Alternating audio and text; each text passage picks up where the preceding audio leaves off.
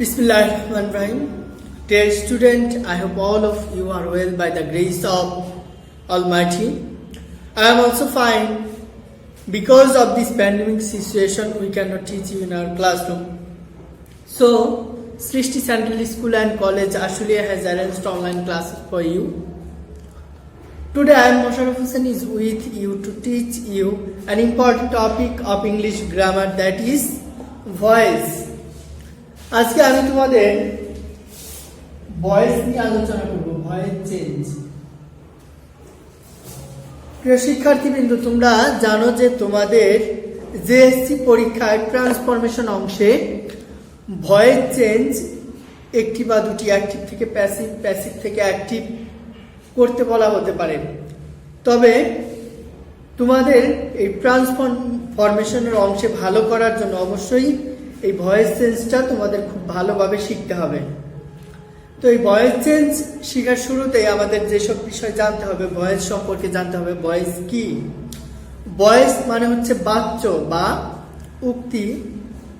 এখন আমরা ভয়েসকে দুই ভাগে ভাগ করি, একটা হচ্ছে অ্যাক্টিভ ভয়েস, আরেকটা হচ্ছে প্যাসিভ ভয়েস। অর্থাৎ কোনো বাক্যে সাবজেক্ট নিজেই কাজ করছে নাকি অন্যের কাজ এসে তার উপর পড়ছে, সেটা নির্ণয় করার জন্যই আমরা ভয়েস চেঞ্জ ব্যবহার করে থাকি।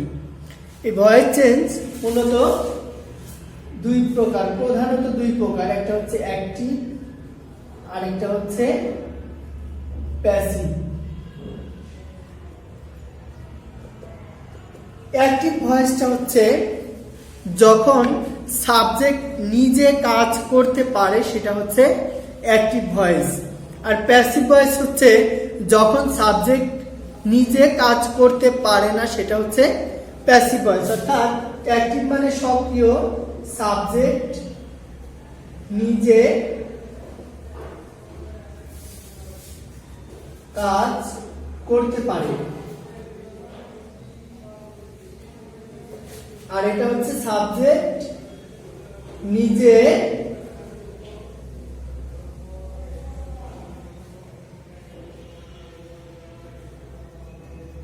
করতে পারে না। এই দুইটা হচ্ছে অ্যাক্টিভ এবং প্যাসিভ। দেখো আমি তোমাদের একটা উদাহরণ দিই।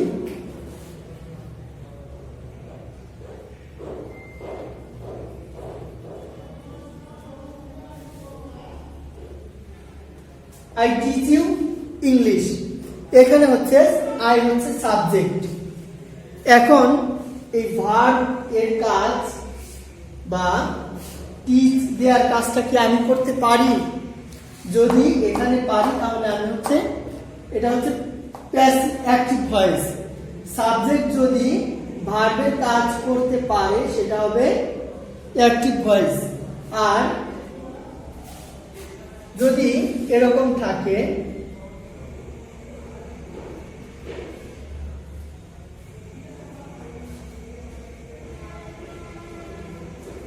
the book is written in English। the book is written in English। দেখো এখানে আমাদের যে সেন্টেন্সটি রয়েছে, এই সেন্টেন্সের সাবজেক্ট হচ্ছে the book, written হচ্ছে এখানে ভার্ব। অর্থাৎ এই রাইটের কাজটা কি the book করতে পারে? নিশ্চয় করতে পারে না। অর্থাৎ এখানে ভার্বের কাজ সাবজেক্ট করতে পারে না, কিন্তু আমাদের প্রথম সেন্টেন্সটাতে ভার্বের কাজ সাবজেক্ট করতে পারে। তাহলে এটা হচ্ছে অ্যাক্টিভ ভয়েস আর এটা হচ্ছে প্যাসিভ ভয়েস। আশা করি তোমাদের এই বিষয়টি পরিষ্কার হয়েছে। অনেকেই আবার মনে করে থাকো যে সেন্টেন্সে বাই আছে সেই সেন্টেন্সটাই প্যাসিভ ভয়েস। আসলে বিষয়টা এরকম না। বিষয়টা নির্ভর করবে তোমার ভার্বের কাজ যদি সাবজেক্ট করতে পারে আর যদি না করতে পারে তার উপর। তাহলে এই ছিল আমাদের অ্যাক্টিভ এবং প্যাসিভ ভয়েস সম্পর্কে ধারণা। তোমাদের তো অ্যাক্টিভ এবং প্যাসিভ ভয়েসের কোনো সংজ্ঞা আসবে না, তোমাদের কনভার্ট করতে বলা হবে অ্যাক্টিভ ভয়েসকে প্যাসিভ ভয়েসে বা প্যাসিভ ভয়েসকে অ্যাক্টিভ ভয়েসে কনভার্ট করতে বলা হবে। তাহলে তোমরা কিভাবে এই সেন্টেন্সগুলো কনভার্ট করবা, এই অ্যাক্টিভ এবং প্যাসিভ ভয়েসে কনভার্ট করার, অ্যাক্টিভ ভয়েসকে প্যাসিভ ভয়েসে কনভার্ট করার জন্য কিছু বিষয় তোমাদের জানতে হবে। যে বিষয়গুলো জানতে হবে সেগুলো আমি তোমাদের বোর্ডে লিখে দিচ্ছি, তোমরা স্ক্রিনশট দিয়ে রাখতে পারো। প্রিয় শিক্ষার্থীবৃন্দ, আমি তোমাদের একটু ডিটেইলসে আলোচনা করব, যেহেতু তোমরা বিগিনার অনেকেই। প্রথমত তোমাদের অ্যাক্টিভ থেকে প্যাসিভ ভয়েস করার জন্য যেসব ইকুইপমেন্ট দরকার, যেসব জিনিসগুলো জানতে হবে বা চিনতে হবে বা প্রিফেস বলতে পারো। প্রথমত তোমাদেরকে সেন্টেন্সটির সাবজেক্ট, ভার্ব এবং অবজেক্ট চিনতে হবে। যে সেন্টেন্সটিকে তোমরা অ্যাক্টিভ থেকে প্যাসিভে কনভার্ট করবা সেই সেন্টেন্সটির সাবজেক্ট কি, ভার্ব কি এবং অবজেক্ট কি সেটি তোমাদের জানতে হবে। এরপর জানতে হবে ওই সেন্টেন্সের পার্সন, ফার্স্ট পার্সনে আছে নাকি সেকেন্ড পার্সন নাকি থার্ড পার্সন রয়েছে, সেই পার্সন চিনতে হবে। এরপরে টেন্স বা ভার্বের ফর্ম। এখানে অনেকেই টেন্সের স্ট্রাকচারগুলো ভালোভাবে জানো না। টেন্সের স্ট্রাকচার না জানলেও আমাদের কোনো প্রবলেম হবে না যদি আমরা ভার্বের ফর্মটা ঠিক মতো জানি। যখন আমরা অ্যাক্টিভ ভয়েসে বলবো যে ভার্বের পাস্ট পার্টিসিপল ফর্ম হবে, অর্থাৎ একটা শব্দের, একটা ভার্বের যদি past participle form, past form, present form এটা যদি তুমি না জানো তাহলে তুমি ভয়েস চেঞ্জ করতে পারবে না, অর্থাৎ করতে গেলে ভুল হয়ে যাবে, তোমার জন্য ডিফিকাল্ট হয়ে যাবে। এরপরে সাবজেক্ট এর অবজেক্টিভ ফর্ম তোমাকে জানতে হবে। তোমার ওই যে সেন্টেন্সটাকে তুমি প্যাসিভ ভয়েসে পরিণত করবা সেই সেন্টেন্সের সাবজেক্ট এর অবজেক্টিভ ফর্ম কি হবে সেটা জানতে হবে। যেমন আই এর অবজেক্টিভ ফর্ম কি, মি, আর উই এর অবজেক্টিভ ফর্ম আস, এরকম অবজেক্টিভ ফর্ম জানতে হবে। এরপর টেন্স ও পার্সন অনুযায়ী অক্সিলারি ভার্ব বসানো শিখতে হবে। প্যাসিভ ভয়েসের একটা মূল কাজ হচ্ছে অক্সিলারি ভার্ব বসানো, অর্থাৎ সঠিকভাবে টেন্স ও পার্সন অনুযায়ী অক্সিলারি ভার্ব বসাতে হবে। এরপর প্রিপোজিশনের ব্যবহার। মোস্ট অফ দ্য কেসেস আমরা বাই ব্যবহার করে থাকি, বেশিরভাগ ক্ষেত্রেই আমরা বাইয়ের ব্যবহার করে থাকি, কিন্তু কিছু কিছু ওয়ার্ড আছে যাদের অ্যাপ্রোপ্রিয়েট প্রিপোজিশন ব্যবহার করতে হয়। এই বাই ছাড়াও টু, অ্যাট, উইথ ইত্যাদি প্রিপোজিশন বসতে পারে। তো এই হচ্ছে আমাদের যেসব বিষয় প্রিফেস টু ভয়েস চেঞ্জ বা ভয়েস চেঞ্জ শেখার আগে এই বিষয়গুলো সম্পর্কে আমাদের ধারণা থাকতে হবে। তারপর আমরা ভয়েস চেঞ্জের রুলস অনুসারে এক এক করে পরিবর্তন করে আমরা ঠিক অ্যাক্টিভ থেকে প্যাসিভে করতে পারবো। ঠিক ওই একই নিয়মে প্যাসিভ থেকে অ্যাক্টিভ ভয়েসেও করতে পারবো। এখন দেখে নেই অ্যাক্টিভ থেকে প্যাসিভ ভয়েসে পরিণত করার যে রুলসগুলো সেটা দেখে নিই। প্রিয় শিক্ষার্থীবৃন্দ, এখানে তোমরা 5টি রুলস দেখতে পাচ্ছ, 5টি পরিবর্তন করার, অর্থাৎ অ্যাক্টিভ ভয়েসকে প্যাসিভ ভয়েসে পরিণত করতে বা কনভার্ট করতে আমরা এই 5টি ধাপ অনুসরণ করব। প্রথম ধাপে রয়েছে আমাদের অবজেক্টকে সাবজেক্ট করতে হবে, অর্থাৎ অ্যাক্টিভ ভয়েসে যেটি অবজেক্ট হিসেবে থাকবে তাকে আমরা প্যাসিভ ভয়েসে সাবজেক্টে পরিণত করব। এরপরে টেন্স ও পার্সন অনুযায়ী, অর্থাৎ ওই সেন্টেন্সটি কোন টেন্সে আছে এবং আমাদের অবজেক্টকে সাবজেক্ট করার পর সেটি কোন টেন্স এবং কোন পার্সন, কোন নাম্বার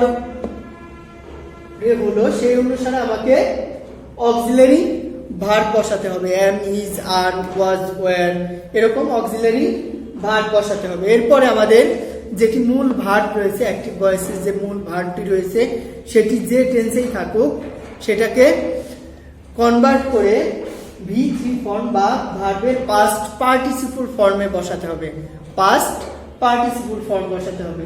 এরপরে 4 নাম্বার চতুর্থ ধাপে যেটি রয়েছে সেটি হচ্ছে বাই বসাতে হবে। এখানে শুধুমাত্র বাই না, কিছু কিছু এক্সেপশনাল অন্যান্য প্রিপোজিশনও বসতে পারে। বিভিন্ন জায়গায় অ্যাড বসে, আবার উইথ বসে, ইন বসে, হ্যাঁ, এরকম তোমার ওই সেন্টেন্সের ভার্ব অনুসারে যেটি বসবে সেটি বসাতে হবে। তবে 95% ভয়েস চেঞ্জে বাই বসে। এরপর যেটি সাবজেক্ট ছিল তার অবজেক্টিভ ফর্ম, অর্থাৎ সাবজেক্ট এর অবজেক্টিভ ফর্ম বসাতে হবে। এই পাঁচটা রং যদি আমি একই স্ট্রাকচারে লিখি দেখো তাহলে কি হয়, প্রথমে আমাদের অবজেক্ট মানে যেটি এটি হবে সাবজেক্ট, অবজেক্ট হয়ে যাবে সাবজেক্ট, এরপরে কি বসাতে হবে, এরপরে দ্বিতীয় ধাপে অক্সিলারি ভার্ব, আমি সংক্ষেপে লিখব এবি ভার্ব, অক্সিলারি ভার্ব বা হেল্পিং ভার্ব। এরপরে তৃতীয় ধাপে V3, এরপরে চতুর্থ ধাপে বাই, এরপরে যেটি আমাদের সাবজেক্ট ছিল তার অবজেক্ট,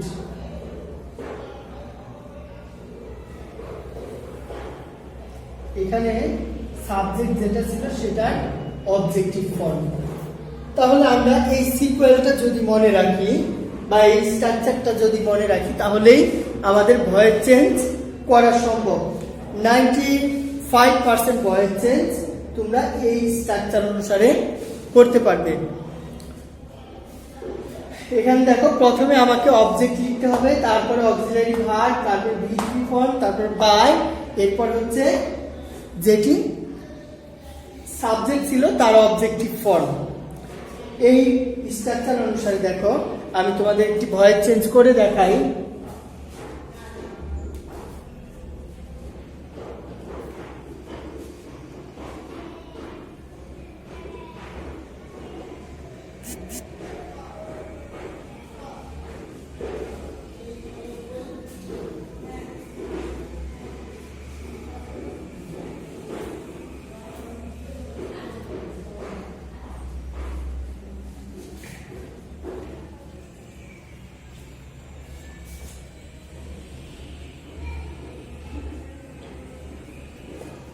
দে প্লেড ক্রিকেট, সহজ একটা সেন্টেন্স লিখেছি দেখো যাতে তোমাদের বুঝতে সুবিধা হয়।